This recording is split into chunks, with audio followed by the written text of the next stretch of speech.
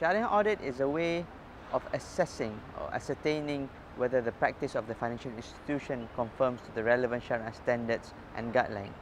The standards and guidelines as referred to here is the standards as issued by the Shariah Supervisory Board, the Shariah guideline of the institution, and the relevant policies and procedures of each product and transaction. How is Shariah audit being done? Shariah audit is done by way of the Shariah auditor reviewing the actual transaction documentation of that particular product to make sure that the process and the sequencing of the transaction conforms to what has been approved by the relevant Shariah board and also the standards as applicable. So for instance, let's say an ijara product, a leasing product. The actual or the process flow of the transaction has to follow strictly the overall process flow of an ijara transaction. So before the leasing between the lessor and the lessee can happen, the lessor must or needs to have in possession an asset before being able to lease it out to the lessee.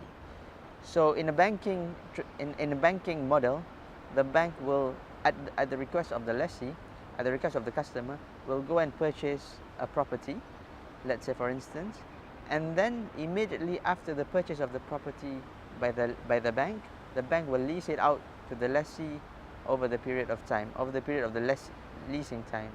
So the sequencing of the transaction has to flow in accordance with the proper process. So the sale and purchase has to happen first, and then the leasing, and then only the leasing can happen. Another example, in a commodity murabaha transaction, whereby the customer seeks to obtain cash instead of financing an asset.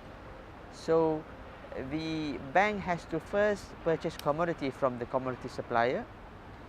After owning the commodity, the bank can only sell the commodity to the customer at a deferred sale price, principal plus profit, and then only after selling the commodity to the customer would be able to sell that commodity to another commodity broker or buyer in the market.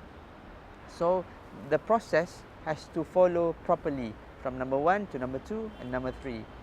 What sometimes happen in the practice of financial institution is they tend to skip in between. So they do step 1, they buy the commodity from the commodity supplier first, they immediately sell it to the commodity buyer, and then only they transact between the parties, which is therefore incorrect.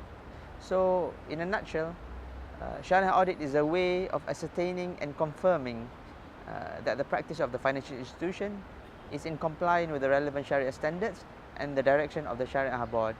This is to ensure that a good governance is achieved in that institution.